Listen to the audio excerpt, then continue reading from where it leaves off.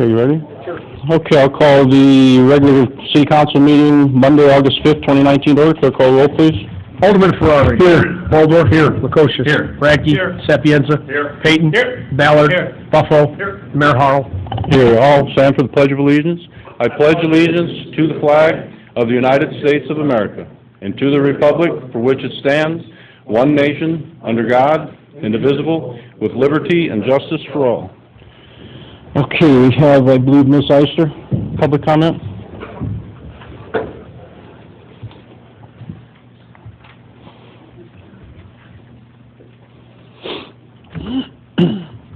With regard to the property at 1834th Street, when this was up 2 weeks ago on 7/22/19, I had raised the issue of there not being notice to the public that this property was up for sale or bid or any that there were proposals being accepted for redevelopment.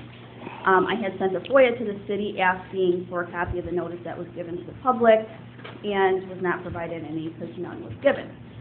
So tonight appears the same ordinance that was presented 2 weeks ago, except now the language has changed a little bit because my question was under what authority the city has to sell this property.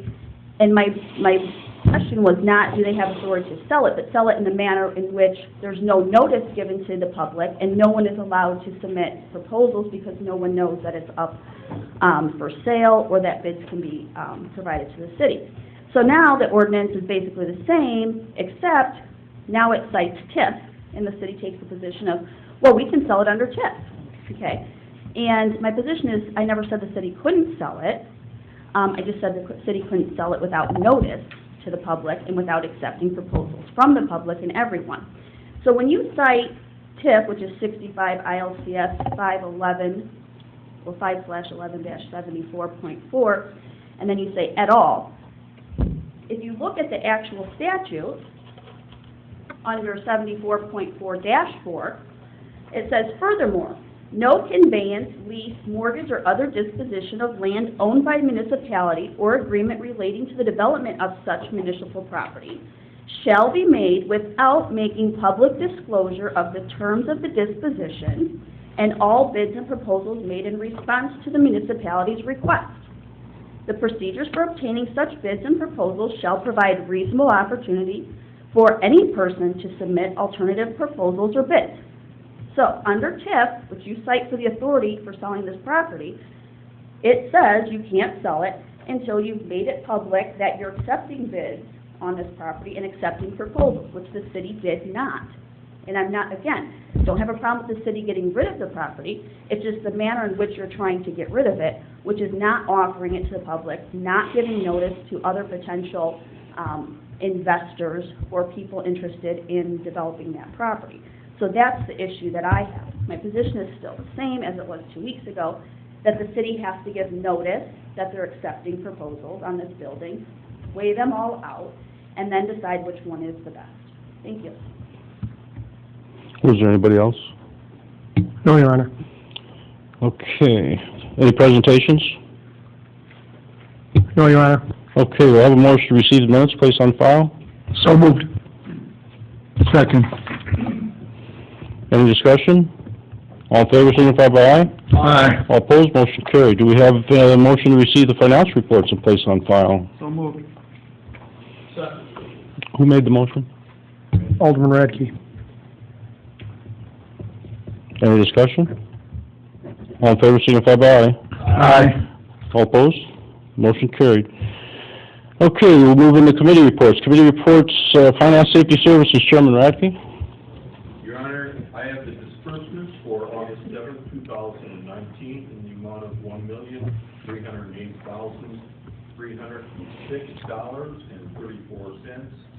Like is entered into the record and bill paid in the usual manner. In the form of a motion. Do I have a second? Second. I have a motion, a second, to receive the disbursements, place on file, and pay the bills in the usual manner. Is there any discussion? A roll call, clerk, call roll. Alderman Ferrari. Aye. Waldorf. Aye. Lukosius. Aye. Radke. Aye. Sapienza. Aye. Payton. Aye. Ballard. Aye. Buffalo. Motion approved. Your Honor, tonight we have a change on the next motion.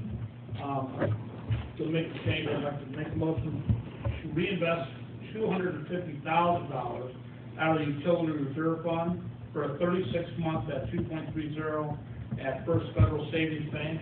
And that's Justin, if you just enlighten me why we can't do the whole 400,000. Yeah, initially, we were hoping to place the 400,000 at that rate to continue with the strategy of our investment ladder at 36 months. However, with First Federal, they're not willing to post collateral for the additional amount above 250 and in between the 400,000, so 150,000 would have been uninsured. So we're going to move that somewhere where we'll stay within the policy and stay insured. Thank you. I'll second. We have a motion, a second, to approve the reinvestment instead of 400,000, 250,000. Justin, would we be able to get the same interest rate for the 150?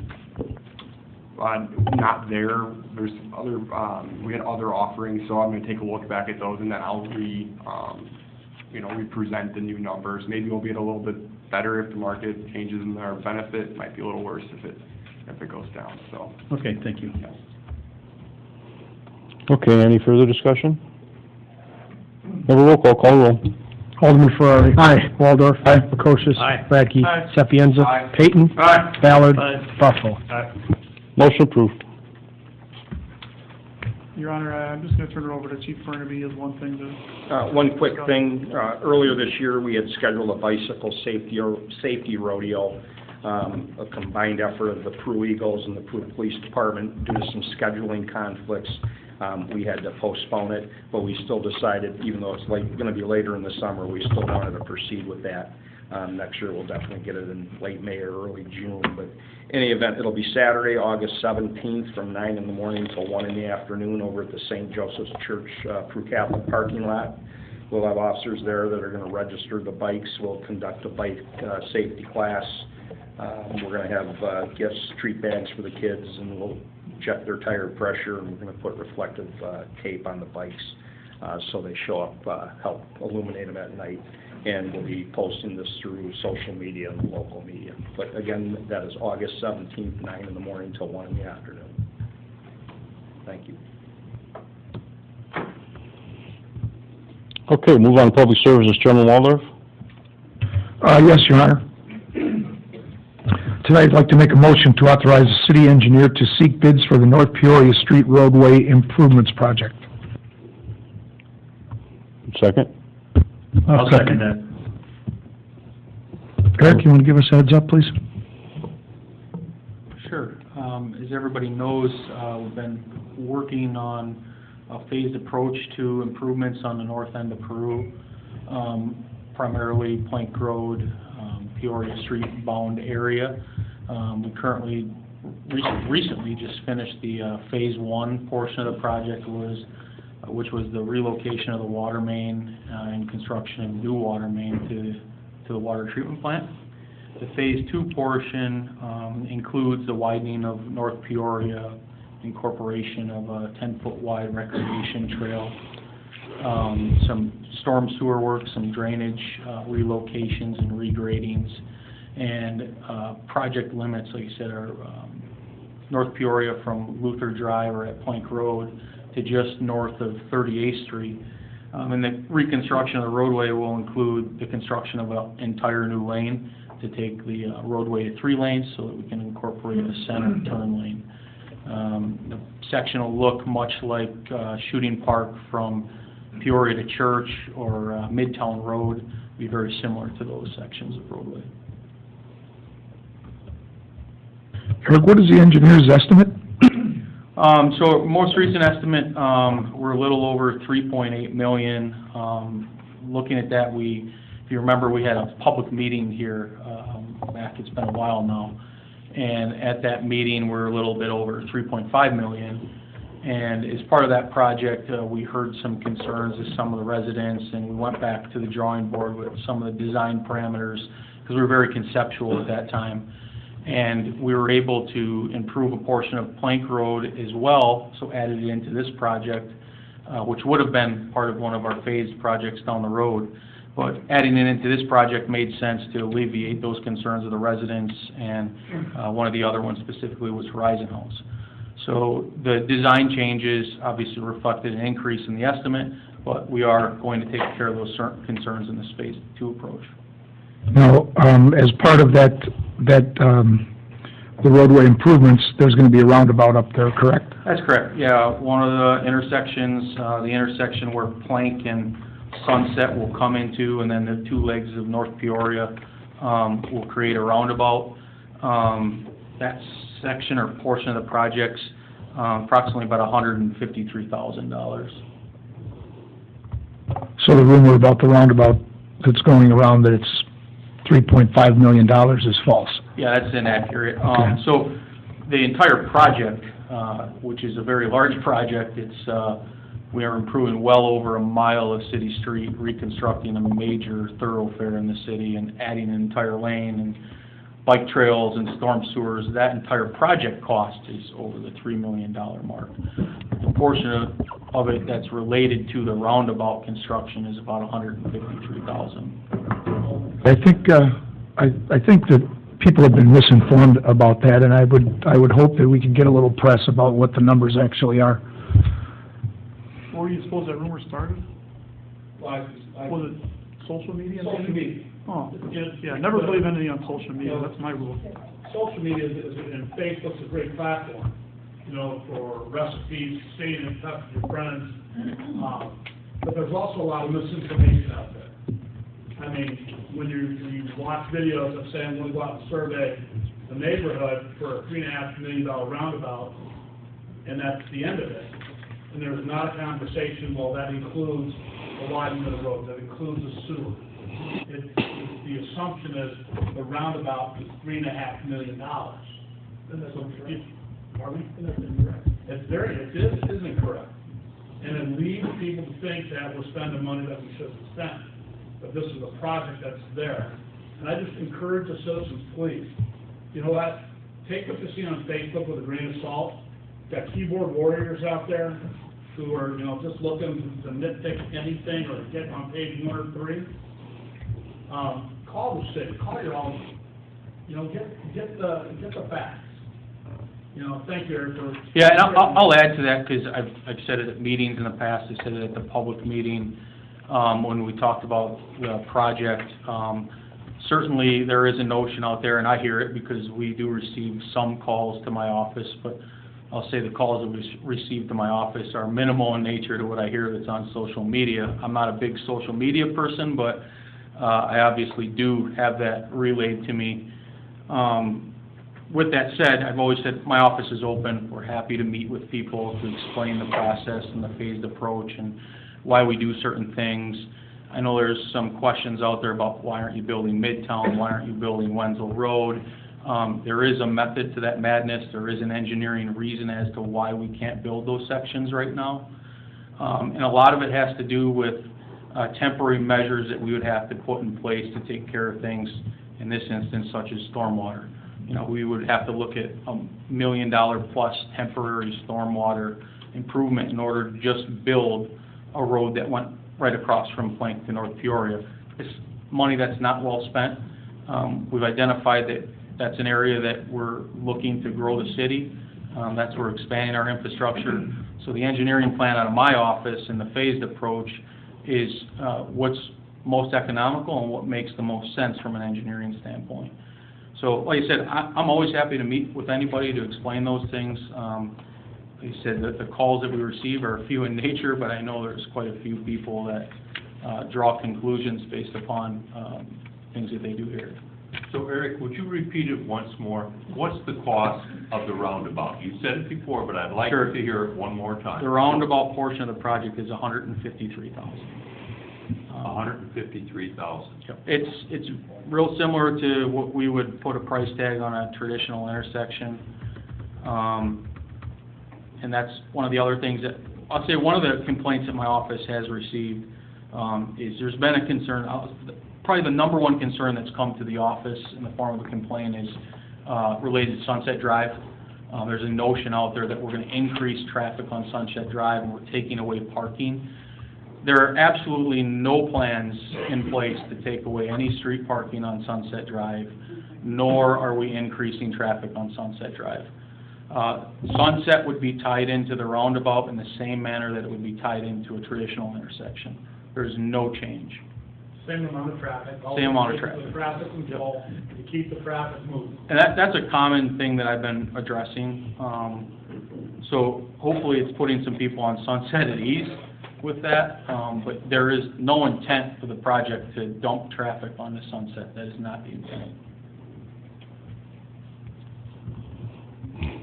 There's a lot of positive things with the project too, you know, and highlight those. You know, we're incorporating the rec trail. It's much needed for the city of Peru. You know, a few years back, I'm sure that some of the council members who were here remember we had a fatality there. We had an individual on a bike who was hit by a vehicle, and if you drive that anytime during the day, you'll see there's people walking to and from work, to the grocery store, to the health clinic. So it was a very important part of the project to add that rec trail in, to provide people a safe means to get to those facilities. And it's a phased approach. Like I said, we'll build on that, but we can only build so much at a time, so this is a good start. I was on a recent trip to Carmel, Indiana, and Carmel had enormous expansion since 2000. They were at around 30,000 people, now they're 100,000 people, and they used to call themselves the town with a stoplight, stop and go light. And then as the town expanded, more stop and go lights came in, and so presently they have 125 roundabouts. They're going to put in another 15 this year. So they're going to have 140 roundabouts, and they said what their goal is to go back to being the town with one stoplight. And I went with the city engineers at lunchtime, and this is a town that increased from 30,000 to 100,000 in less than 20 years, and at lunchtime, so it was busy, and you never stopped motion, ever, in any place in the town. It was unbelievable. They work well, so. No, that's a good point. What is the cost of signalizing the intersection? Does anyone have a number? It's probably close to 300,000. I mean, if you're going to go full signals. So a roundabout is about half the cost of putting in signals, for what I just heard. Accurate. Very informative, thank you. Thank you, Eric. Yep. Okay, I have a motion by Alderman Waldorf, second by Alderman Ferrari, to authorize city engineer to seek bids for North Peoria Street roadway improvements. If there's no further discussion, we'll have a roll call. Clerk call roll. Alderman Ferrari. Aye. Waldorf. Aye. Lukosius. Aye. Radke. Aye. Sapienza. Aye. Payton. Aye. Ballard. Aye. Buffalo. Motion approved. Anything further from public service? Well, Sure. okay, report city. 1 second. I'm sorry, Your Honor. Eric, I know it's in the plans, but 7th Street between Prospect and Pulaski has become a nightmare. Yes. Just to fill the people in, you know, so they can pacify them a little bit. What's going on? Yeah, so we have a plan in place. Again, this is another project that's a really large project for us on the water main side. So we're attacking it again in a phased approach. We have a phase 1 project that's going to be let in the spring of next year, and that's going to be to remove and replace water main from the east limits of the city to about Pulaski Street, and then the year after that, we'll be coming back with a phase 2 project from Pulaski Street to the 7th Street Bridge. Thank you. Yep. See, one thing that happens, you know, pretty much everybody was on the council, but around, how long have you been here, Eric, 5 years? 5 years. But we decided that the days are over when you go in and you just grind a street and then lay down asphalt, because what happens is it wakes up the old pipes underneath and they start leaking, and then you're digging up what you just repaired. So now we're going into, and you're doing total rebuilds, and you're doing that'll probably be a new curb, so curb to curb. Yeah, it'll be a new curb and gutter, sidewalk replacement as needed, drive approach replacement as needed, and repaving of the full street, curb to curb. Right. And with new infrastructure underneath. So it's quite a bit more expensive, and quite frankly, IEPA, we were waiting on them for about a year and a half. Yeah, we qualified for the early stages of potentially some grant money, And the odd thing here is, we made it to the finish line, and we're basically told that our water rates were too low, that we didn't qualify from a water rate structure standpoint. So, it was unfortunate for us, and we had to go back to the drawing board financially, and then met with Justin quite a bit on that and how we were gonna budget the project. So, the project did miss the last budget cycle, but it is set, and scheduled for next year, and it'll be ready for the spring construction. And that was with the grants, we would have needed to, what, a 200% increase? I don't recall the exact increase, but it was significant.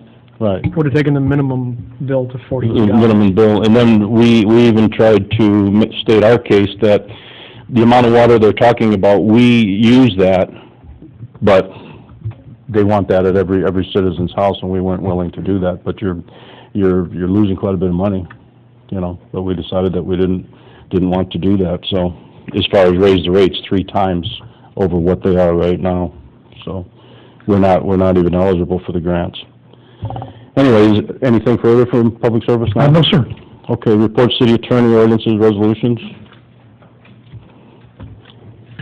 Yes, we have an ordinance approving and authorizing the execution of a sale of property and redevelopment agreement by and between the city and Gary Hammers. This is being done incidentally pursuant to home rule powers of the city, which is Section 6A, Article 7 of the 1970 Constitution of the state, authorizes this conveyance. You have other authorities, those are just put in case of judicial review, but the power under which the property is being sold is the home rule powers, which have been approved by Chicago Title, Fidelity, and ATGF Attorney's Title, the 3 major title companies locally in the past. Other examples of those are Josie's, when it was sold to Dr. Cerisa. There used to be an undeveloped but contaminated storage tanks at what is now Butterfly Landing in Corson's Physical Therapy, but it was originally sold to Steve Phelps of Sears. Next to that was dilapidated